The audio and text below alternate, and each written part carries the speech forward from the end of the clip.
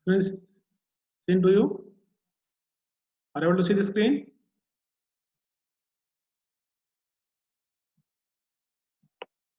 Yes.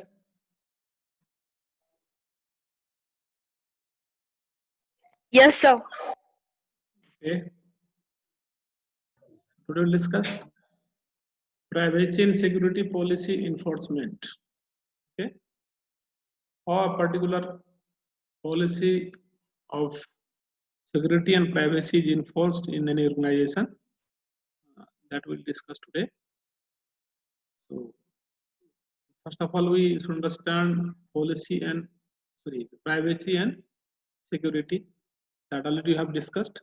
What is privacy and security? So then we'll talk about the policy. Okay. So policy is different than the rules. Okay. Rules means strictly followed. Rules means it must be strictly followed. Okay. But policy sometimes, if you are unable to follow that policy, there that it should happen like this. Okay. It should be done like this. That is the policy. But rule means a particular work is done in this way. That must be done in this way. Okay. You must follow the rules. Okay. But that is the difference, policy and rules. So policy, that this can be considered as a policy only, because rules means very in a strict manner you have to follow. So for privacy and security, it is difficult to say that the rule must be followed and it is maintained. Okay, because there is an involvement of the technology, right? And it varies from person to person and organization to organization, the mindset, the concept, the thinking. Okay, so it is saying that policy. We don't say rules. Okay. So what is that? One of the key capabilities of enterprises security system is their ability to support safety, business ethics, and security policy enforcement. That is the key capabilities of any enterprise.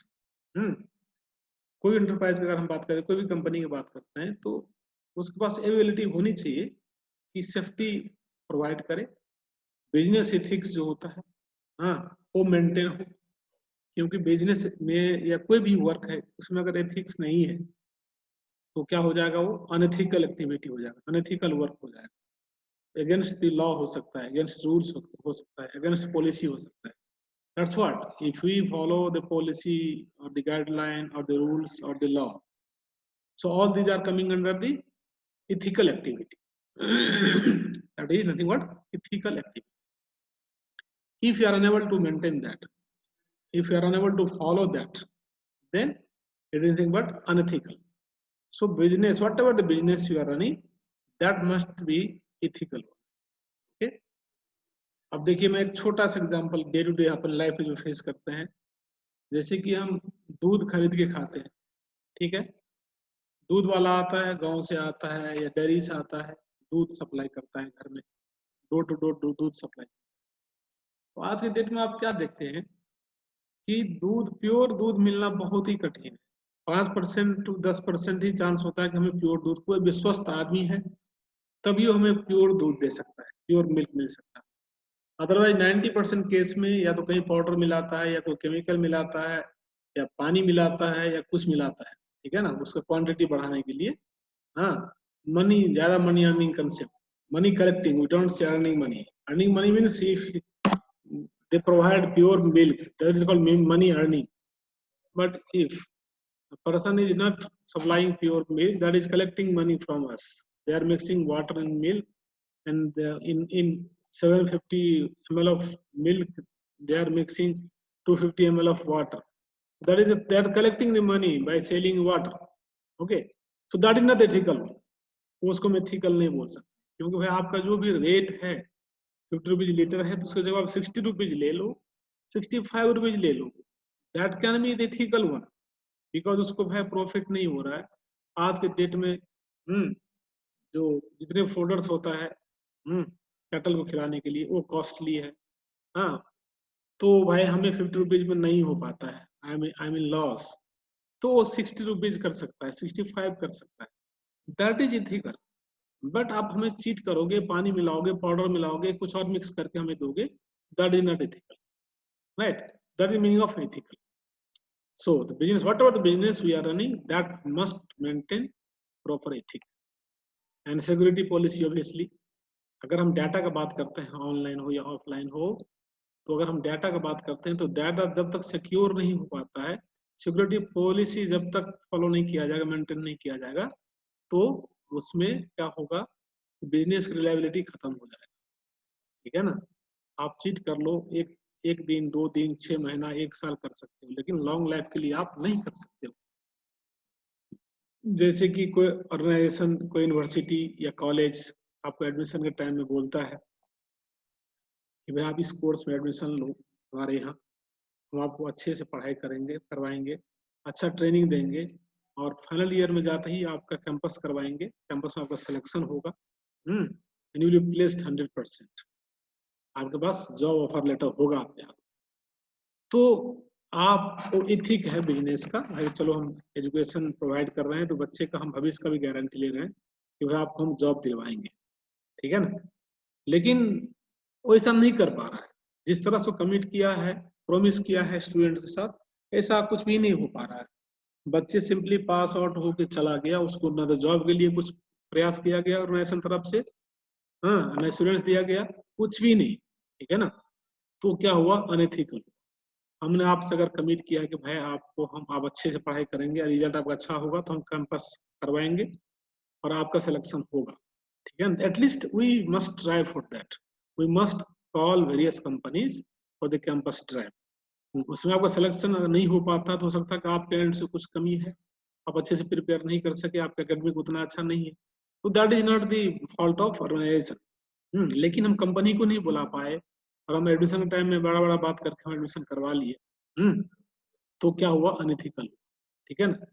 तो जो policy बनता है वो policy को must be maintained, otherwise क्या होगा कि वो बिजनेस, जो भी बिजनेस हो, बिजनेस लंबे समय के लिए नहीं चल पाएगा, ठीक है ना? इस तरह से अगर हम ऑनलाइन के डाटा का बात करते हैं, तो डाटा हमसे जब भी कोई एक्सेस करते हैं, कोई भी साइट को एक्सेस करते हैं, जो भी पर्पस हो, तो हमारा डाटा, हमारा डिटेल लेता है। तो कंपनी का पॉलिसी होता है कि भाई जो भी डाटा हम लेते हैं किसी का, वो उसका सिक्योरिटी मस्ट मेंटेन, राइट? अगर वो नहीं हो पाता है तो फिर क्या होगा, प्रॉब्लम होगा, you won't trust on that company, that enterprise, ठीक है ना? नेक्स्ट टाइम आप नहीं जाओगे, आपके साथ चीटिंग होगी। तो इसलिए सिक्योरिटी पॉलिसी के इन्फोर्समेंट होना जरूरी है, otherwise business, the enterprise can not be run for longer time, ठीक है?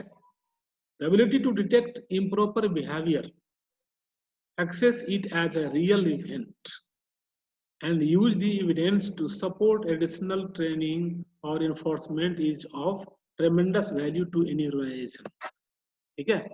अब क्या होता है कि देखो, ऑर्गेनाइजेशन का हम बात करते हैं, कोई एंटरप्राइज की बात करते हैं, तो उसमें वेरियस लेवल का वर्कर्स होता है, ठीक है ना? क्लर्क से लेके डायरेक्टर तक, एमडी तक होता है, ठीक है ना? तो जब पॉलिसी कुछ बनता है, जब कुछ गाइडलाइन दिया जाता है, तो उसको हर एक लेवल पर उसको फॉलो करना होता है, ठीक है? ऐसा नहीं कि जो गाइडलाइन है, जो रूल्स है, जो पॉलिसी बना है, वो सिर्फ अपर लेवल के लिए है या सिर्फ लोअर लेवल के लिए, ऐसा नहीं है। तो लोअर लेवल वाले तो डर के मारे, चलो भाई हमें तो पॉलिसी फॉलो करनी है भाई, हमें 8 बजे ऑफिस का टाइमिंग है तो हमें 8 बजे ही आना पड़ेगा, 8 से 4 हमें काम करना ही पड़ेगा, ठीक है ना? लेकिन जो अपर लेवल में होगा, चलो भाई 8 की जगह 9 भी जाएंगे, 10 बजे भी जाएंगे, तो कौन हमें बोलने वाला, कोई है तो नहीं। No one is there to ask me why you came late, ठीक है ना? तो उसका मिसयूज कर सकता है। तो उस केस में क्या होगा, पॉलिसी जो है, वर्किंग पॉलिसी, वो पॉलिसी मेंटेन नहीं हो पा रहा, फॉलो नहीं हो पा रहा, ठीक है ना? तो उस केस में क्या होनी चाहिए, जिस लेवल का भी बंदा हो, वर्कर हो, उस पर सेम आपको एक्शन लिया जाए, चाहे वो डायरेक्टर हो, चाहे प्यून हो, चाहे क्लर्क हो, चाहे जो भी हो, उस पर एक्शन होनी चाहिए। एक्शन भी अब वेरी करेगा कि भाई आपको मैनेजिंग डायरेक्टर है, तो उसके लिए अलग कुछ पनिशमेंट होगा, क्योंकि प्यून है तो उसके लिए अलग पनिशमेंट होगा, लेकिन पनिशमेंट होनी चाहिए और डिफाइंड, डिक्लेयर होनी चाहिए कि भाई पॉलिसी में किसके लिए क्या पनिशमेंट है। अदरवाइज क्या होगा भाई, ये ऑर्गेनाइजेशन हमारे चलाना मुश्किल हो जाएगा। जो अपर लेवल का बंदा है उसके लिए टाइम का ही कोई वैल्यू नहीं है, रूटीन ही फॉलो नहीं कर पा रहा है, डिसिप्लिन नहीं है, फिर तो नीचे वाले को आप क्या बोल सकते, कुछ भी नहीं बोल सकते आप। तो इस तरह में क्या होगा, कोलैप्स हो सकता है, राइट। तो the ability to detect improper behaviour, improper behaviour चाहे नीचे लेवल में हो, चाहे मिडिल लेवल में, चाहे अपर लेवल में, कहीं भी हो सकता है, that must be detected and access it as a real event. Access it as a real event, तो ऐसा ही होता है, यही सही, ऐसा नहीं होना चाहिए। and use the evidence to support additional training, तो आप जो आपके पास जो एविडेंस आपने जो डिटेक्ट किया है, मिसबिहेव का जो डिटेक्ट किया आपने, इम्प्रॉपर बिहेवियर जो आपने डिटेक्ट किया है, उसके लिए आपका एविडेंस होनी चाहिए। वो एविडेंस को बेस बनाते हुए आप क्या करें, ट्रेनिंग दिया, एडिशनल ट्रेनिंग का जरूरत होगा, इन्फोर्समेंट का जरूरत होगा। तो एक कंप्लीट एक आपका एक सिस्टम बन जाता है, पॉलिसी इन्फोर्समेंट के लिए एक सिस्टम बन जाता है। ग्रीवेंस सेल होता है, जैसे कि आप नॉर्मली देखेंगे कोई कॉलेज में, यूनिवर्सिटी में ग्रीवेंस सेल होता है, वुमेन ग्रीवेंस सेल होता है, जनरल ग्रीवेंस सेल होता है। तो ग्रीवेंस सेल में तो कोई भी ग्रीवेंस है, जिस भी एंड से हो, स्टूडेंट्स हो, फैकल्टीज हो, स्टाफ हो, जहां से भी हो, तो उसका सर्टेन पॉलिसी होता है, गाइडलाइन होता है कि भाई आपने ऐसा किया तो आपको पनिशमेंट इस तरह का मिले। अगर नहीं है उस तरह का पॉलिसी, ग्रीवेंस पॉलिसी नहीं है, तो फिर क्या होगा, इस तरह का अनवांटेड एक्टिविटी होता रहेगा, मिसबिहेव होता रहेगा, तो फिर इसका क्या होगा, निगेटिव इम्पैक्ट पड़ेगा सोसाइटी पर, ऑर्गेनाइजेशन पर।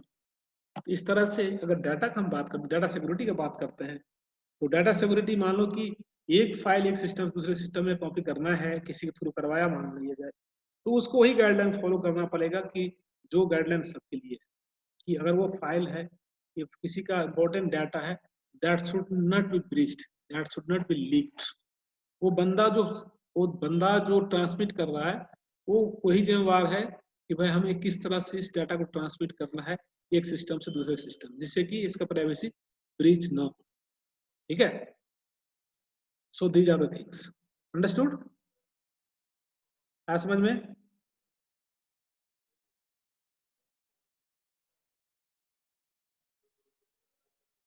एक्नॉलेजमेंट प्लीज, आया समझ में।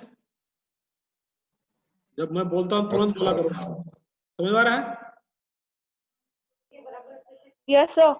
अच्छा, और आज एब्सेंट कौन है, एक बंदा कौन एब्सेंट है,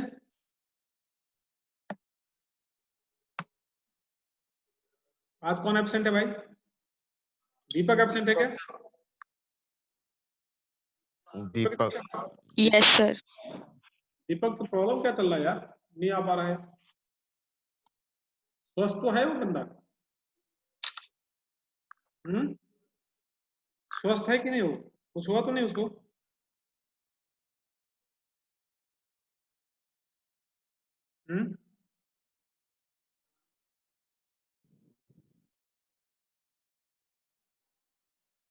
okay. The system can also help identify chronic or determined policy abusers and provide the evidence necessary to weed out employees or contractor who are working against the best interest of the organization.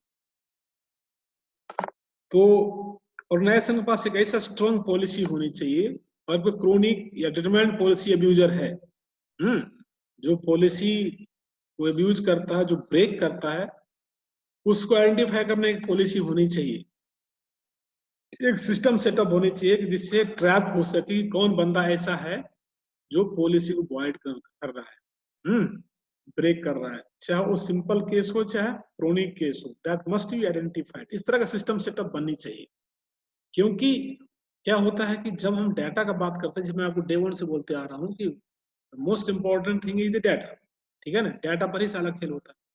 वो data के साथ कोई छेड़छाड़ करता है, चाहे minor हो चाहे मेजर हो, ठीक है ना, तो चाहे माइनर हो या मेजर हो, इट मीन्स कि डाटा के साथ कुछ ना कुछ मिसयूज हुआ है, तो जिसका डाटा है उसके लिए तो लॉस तो हो गया ना, भले आपके एंड से, आपके एंटरप्राइज में, आपकी कंपनी में छोटा कोई कोई इवेंट ऐसा हो गया कि जैसा डाटा लीक आउट हुआ है, लेकिन जिसका डाटा है उसके लिए तो मेजर लॉस हो गया, ठीक है ना।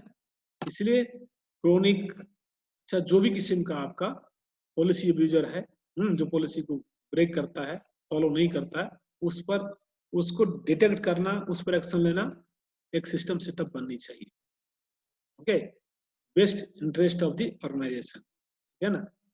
ऑर्गेनाइजेशन के बेटरमेंट के लिए, उसके ग्रोथ के लिए, उसका डेवलपमेंट के लिए जो भी एलएमडी, जो भी पॉलिसी ब्रेकर है, उसको आइडेंटिफाई करना जरूरी होता है। इसलिए there must be a committee, there must be certain protocol, there must be certain setup who is responsible to detect those kind of activity who are playing some negative role on the data. ठीक है? On the most basic level, access control systems do a wonderful job of controlling who goes where. है ना? The most basic level, access control system do a wonderful job of controlling who goes where. कौन कहाँ जा रहा है, कौन किससे मिल रहा है।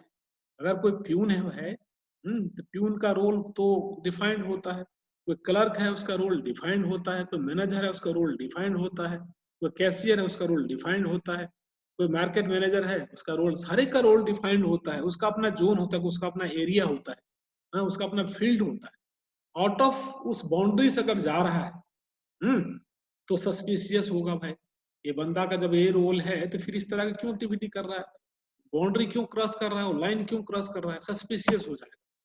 तो that must be identified, helping to ensure that sensitive areas are limited to those who with clearance and that visitors do not walk the halls unescorted. ठीक है ना? तो हर एक का रोल, हर एक का एरिया, हर एक का जोन डिफाइंड होनी चाहिए। ठीक है ना? अब मान लीजिए कि एक छोटा सा एग्जांपल और बताता हूं आपको।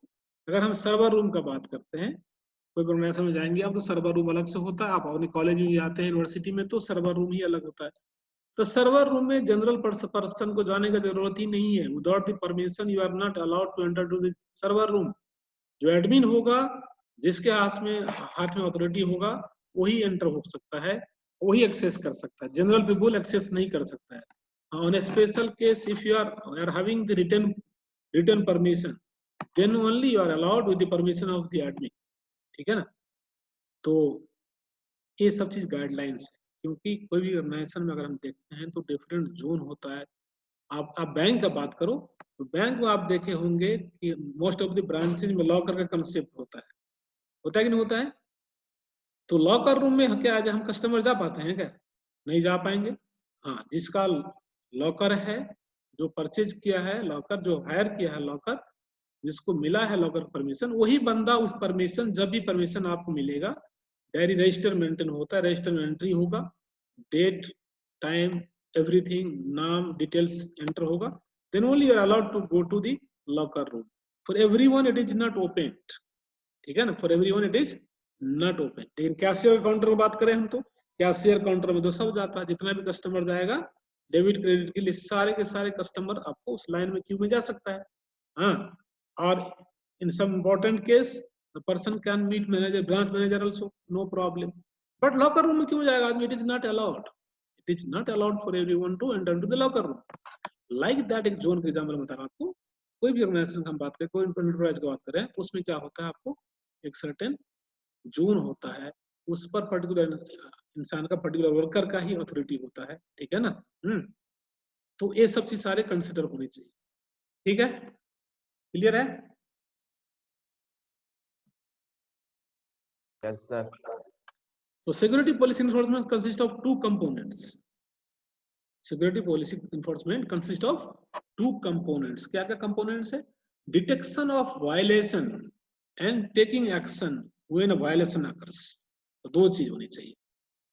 पहले तो डिटेक्ट होनी चाहिए, उसके बाद एक्शन लेना पड़ेगा। ठीक है ना? डिटेक्शन ऑफ वायलेशन, जो भी कोई वायलेट कर रहा है पॉलिसी का, उसका डिटेक्ट होनी चाहिए, जरूरी है। ठीक है ना? उसके बाद उस पर जो सर्टेन जो रूल बोलता है, जो पॉलिसी बोलता है, वो पॉलिसी के हिसाब से उस पर एक्शन लिया जाना चाहिए। अदरवाइज अगर डिटेक्ट ही नहीं कर पाएंगे तो फिर उस पर एक्शन कैसे होगा? हो ही नहीं सकता। तो very first thing is to detect the person who has violated the policy and then you take the action. Detecting violation is the traditional use of SNOT. You can accomplish the detection through the use of an appropriate rules for the simpler case or with a plug-in for more complicated cases. तो ये दो आपको SNOT में जाइए, चाहे plug-in में जाइए आप। ठीक है ना? जो कम्प्लेक्स है या सिंपल है, जिसमें और एग्जाम्पल बताऊंगा, सिंपल केस बताता हूँ आपको। SNOT में क्या होता है कि जैसे कि यूनिवर्सिटी का या कोई कॉलेज का एग्जाम्पल ले हम, उसमें लेक्चर टाइमिंग जैसे आपको टाइम टेबल मिला है, ठीक है ना, तो आपको टाइम टेबल है कि भाई 9 o'clock में पहला लेक्चर होगा, 9:50 में दूसरा लेक्चर होगा, ठीक है ना। तो उस टाइम में फिजिकली आप क्लास में हो तो कोई एज एस्पाई के रूप में किसी को अथॉरिटी दिया जाता है कि भाई आप राउंड पर जाओ, आपको कोई पहचान ना सके कि किस पर्पज से आप जा रहे हो, एस्पाई के रूप में काम करता बंदा। वो सिंपली जाएगा, वो बरामदा से वॉक करता जाएगा, देखेगा झांक के या दूर से ही देखेगा क्लास प्रॉपर्ली चल रहा है कि नहीं चल रहा है, क्लास में कुछ और बात तो नहीं हो रही है, या रियल में कुछ डिलीवर हो रहा है लेक्चर, इंपॉर्टेंट चीज या वो कोई मीनिंगफुल डिलीवर हो रहा है, ठीक है ना। अगर सही में पकड़ा गया, सही चल रहा है तो नो प्रॉब्लम। अदर कुछ मान लीजिए कि फैकल्टी नहीं पहुंचा बाय द वे, क्लास में बच्चा हल्ला कर रहा है या फैकल्टी कुछ और इधर उधर का बातें कर रहा है, या डांस चल रहा है, कुछ और अनवांटेड एक्टिविटी चल रहा है, तो क्या हुआ, पॉलिसी वायलेट हुआ कि भाई जब लेक्चर आवर है 9 बजे से 9:40 तक, तो उसमें लेक्चर ही चलनी चाहिए, तो that must be detected and then must be taken certain action, ठीक है ना। तो या तो प्लग इन होगा कुछ कंसेप्ट, दैट डिपेंड्स कि ऑर्गेनाइजेशन किस तरह का पॉलिसी बनाता है डिटेक्शन के लिए, एंटी एक्शन के लिए, दैट डिपेंड्स। हर ऑर्गेनाइजेशन के वैरी करता है, कोई रूल नहीं है कि वैसा करेगा तो ऐसा ही होगा, ऐसा नहीं होता है। जिसमें मैंने बताया आपको कि बहुत सारी जगह आपको क्लासरूम में कैमरा लगा हुआ है, अब कैमरा डिस्प्ले हुआ है, आपकी एक्टिविटी का डिस्प्ले हो रहा है, कोई बंदा बैठा हुआ है, डायरेक्टर है या कोई देख रहा है आपके क्लास में क्या चल रहा है, ठीक है ना। कहीं हिडन कैमरा भी लगा रहता है, नो प्रॉब्लम, चलता है, बहुत सारी जगह हिडन कैमरा लगा रहता है, आपको पता ही नहीं चलेगा इस रूम में कैमरा लगा हुआ है, लेकिन सारे के सारे आपकी एक्टिविटी वहाँ पर रिकॉर्ड हो रहा है। तो दैट हैपेंस, सो डिपेंड्स कि ऑर्गेनाइजेशन किस तरह का पॉलिसी फ्रेम करता है to maintain that security, yes और no. So that is very very important.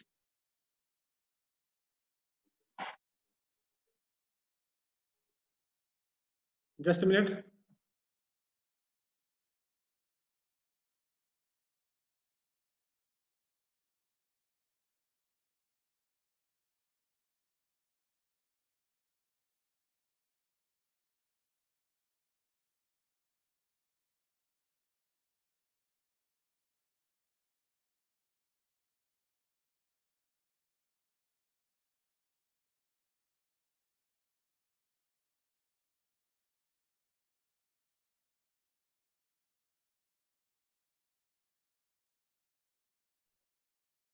Okay, so got it, समझ गए आप लोग? Any query please? Yes, sir. Any query? तो ये होता है क्या कि हम ये पॉलिसी वैरी करता है, ठीक है ना, ऑर्गेनाइजेशन कैसा है, किस लेवल पर ऑर्गेनाइजेशन है, ये सब क्या आपको कि ये हम तो हाइपोथेटिकल चीज तो नहीं बोलेंगे, इट मस्ट बी मेंटेन्ड। जब हम पॉलिसी फ्रेम नहीं करते कोई भी चीज के लिए तो हम ऑर्गेनाइजेशन को नहीं चला सकते, और खास करके जब हम सिक्योरिटी और प्राइवेसी की बात करेंगे, ये तो बहुत ही सेंसिटिव चीज है, it is so sensitive, right. So that must be considered and a strong policy must be frame and must be maintained, ठीक है ना।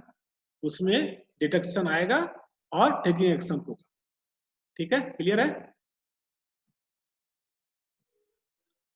Okay, taking action when a violation occurs depend on the local security policy and on how threatening the violation is. अब बताया ना आपको, उसका local security policy क्या होता है, दैट डिपेंड करता है आपको कि ऑर्गेनाइजेशन का पॉलिसी क्या है, उस हिसाब से उसको उस पर एक्शन लिया जाएगा। हाउ थ्रेटनिंग वायलेशन इज, किस तरह का वायलेशन है, दो चीज कि वहां का पहले तो उस ऑर्गेनाइजेशन का, उस एंटरप्राइज का, उसका पॉलिसी क्या है, और थ्रेटनिंग किस किस्म का है, क्या क्या क्या थ्रेट है, वायलेशन थ्रेट क्या है, वो भी देखना पड़ेगा, ठीक है ना। अगर छोटी मोटी चीज है, माइनर है, जिससे कोई खास इम्पैक्ट नहीं पड़ रहा है, तो चलो भाई चलता है, ठीक है ना, उसको समझा दिया जाएगा। फिर कभी कभी क्या होता है आपको कि आपको रिटर्न में देना पड़ता है, सो कॉज नोटिस का आप नाम सुने हो नाम, सो कॉज नोटिस सुने हो आप नाम, सो कॉज नहीं नोटिस? सर।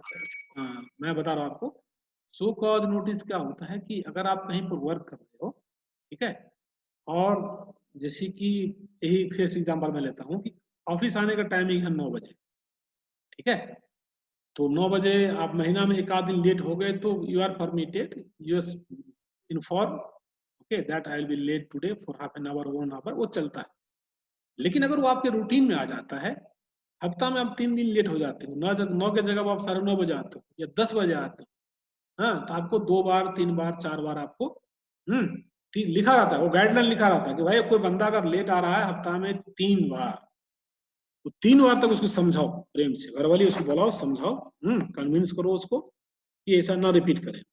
फिर भी अगर नहीं मानता है तो आप उसको राइटिंग में दो, उससे जवाब मांगो, सो कॉज नोटिस, कारण दिखाओ तुम क्यों लेट हो रहे हो, भाई हमें राइटिंग में चाहिए। उससे हम राइटिंग में देंगे, भाई तुम बताओ हमें why are late every alternate day. तो इसका मीनिंग हार्ड हो गया, क्या हो गया कि पहला सो कॉज नोटिस आएगा, दूसरी बात में एक और नोटिस जा सकता है, तीसरा बात में उसको फायर किया जा सकता है, you are fired from the job, ठीक है ना। तो हार्ड एक्शन मीन्स राइटिंग, वो जो हुआ आपका एक्शन हो गया राइटिंग पर उठ गया। वर्बल तो चलो चलता है, 2 बार 4 बार 5 बार चलेगा, लेकिन अगर राइटिंग में चला गया तो राइटिंग में फिर क्या होगा, मेजर प्रॉब्लम हो जाएगा। तो इस तरह से कोई भी वाक हो तो उसका सिक्योरिटी पॉलिसी क्या है उस पर डिपेंड करता है, ठीक है ना, और किस किस्म का वायलेशन है उसको देखना होता है, ठीक है। Action could be as simple as just logging the event, or it could involve an active response like those described earlier that could block the violating connection, ठीक है ना। कुछ सिंपल से सिंपल हो सकता है और आपको कम्प्लेक्स से कम्प्लेक्स हो सकता है। तो उस वो डिपेंड करता है आपका पॉलिसी गाइडलाइन क्या है, किस किस्म का वायलेशन के लिए, थ्रेटनिंग के लिए, हाँ, किस किस्म का एक्शन लिया जाए। So everything is depend upon the local security, local office, ठीक है ना। So now we are talking about the data. So data is very very sensitive thing, right? तो उस डाटा के लिए क्या होनी चाहिए, किस मतलब डाटा का इंपॉर्टेंस क्या है, कौन सा इंपॉर्टेंट, किस लेवल का importance of data handling by which, कौन सा पर्सन के पास किस तरह का डाटा होता है, that is very very important. Are you getting point. अगर आप वॉचमैन को, गेट कीपर को पूछोगे भैया आज दिन भर में कितना विजिटर्स आया, ठीक है ना, जैसे मैं एग्जाम्पल बता रहा हूँ आपको, आज ऑफिस में विजिट करने वाले कितना लोग आए, तो जैसे ही आप एंटर करते कोई ऑफिस में तो क्या होता है कि एक वॉचमैन होता है, एक गेट कीपर होता है, ठीक है ना, या गार्ड होता है, कोई होता है, आप पहले एंट्री करवाएगा कि भाई अपना एंटर कर दीजिए, आप क्या नाम है, कहाँ से आए हैं, पर्पस क्या है, कितने बजे आप एंटर कर रहे हो, आपको एक विजिटर्स कार्ड दे देगा, ठीक है ना, और आप अंदर गए फिर आए। तो वो बंदा से अगर पूछते हो तो क्या बताएगा आपको, यही बताएगा ना कि भाई इतने लोग आए सर आज विजिट करने के लिए, ये देखिए मेरा रजिस्टर है। तो उसमें अगर कुछ थोड़ा सा वो भी इम्पोर्टेंट है, वो भी इम्पोर्टेंट है, बहुत सारा सिनेरियो हो सकता है कि जो गेट पर जो मेंटेन करता है रजिस्टर विजिटर्स का, वो भी इम्पोर्टेंट होता है, कभी बहुत ही इम्पोर्टेंट होता है। कोई क्रिमिनल केस किसी पर आ गया तो उसके पास एक प्रूफ हो सकता है कि ये बंदा तो हमारे पास था इस समय में, तो ये बंदा क्राइम कैसे कर सकता है। Getting point. अगर अगर मेरे ऊपर, अगर आपके ऊपर कोई केस हो जाता है, क्रिमिनल केस हो जाता है, रियली हैवंट डन दैट, तो आप बताओगे कि नहीं यार मैं तो इस समय तो मैं फलाना जगह था यार, मैं फलाना ऑफिस विजिट करने गया था। तो इंक्वायरी के लिए इमीडिएट उस ऑफिस कंसल्ट करेगा, भाई तो पता करो, बताओ ये बंदा क्या आपके ऑफिस में समय आया था, तो रजिस्टर में आपने तो मेंटेन किया था कि 10-11 के बीच में इस ऑफिस में हूँ, रजिस्टर में रिकॉर्ड है, ठीक है ना। तो फिर आपका जो आपके ऊपर जो केस है वो केस नल एंड वॉइड हो जाएगा, उसका वेटेज यही नहीं बच जाएगा कुछ, ठीक है ना, एक एस्पेक्ट। दूसरा एस्पेक्ट है कि भाई सही में आपने क्राइम किया है और एक पर्टिकुलर ऑफिस में वॉचमैन से, गार्ड से मिल के आप अपना नाम एंटर करवा लेते हो कि भाई ऐसा ऐसा ऐसा ऐसा केस ऐसा कर, तो निगेटिव एस्पेक्ट में बहुत मेजर इशू बन जाता है। तो कहने वाला ये है कि डाटा का इंपॉर्टेंस वेरी करता है, डाटा का इंपॉर्टेंस वेरी करता है। आपने गेट पर गए, अपना नाम लिखा है, विजिटर्स किसी मिलना है, पर्पस लिख दिया, एक डाटा ये हुआ। दूसरा गए आप उस ऑफिस का बॉस से मिलने के लिए, ठीक है ना, उसके साथ आपने जो कम्युनिकेशन किया, आपने जो डाटा दिया, उसका इंपॉर्टेंस अलग, ठीक है। तो दैट डिपेंड्स कि डाटा किस लेवल के डाटा आप कहां पर शेयर कर रहे हो, अकॉर्डिंगली द पॉलिसी वैरीज, ठीक है।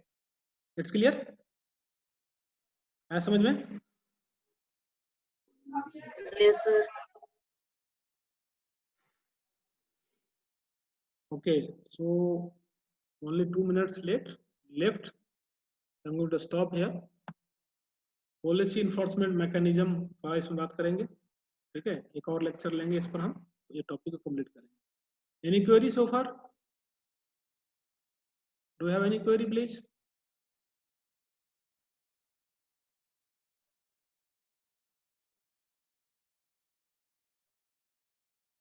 Do you have any query? No.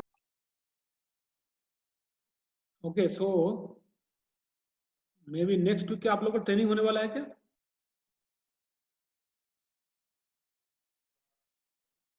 Yes. हाँ सर, क्या क्या?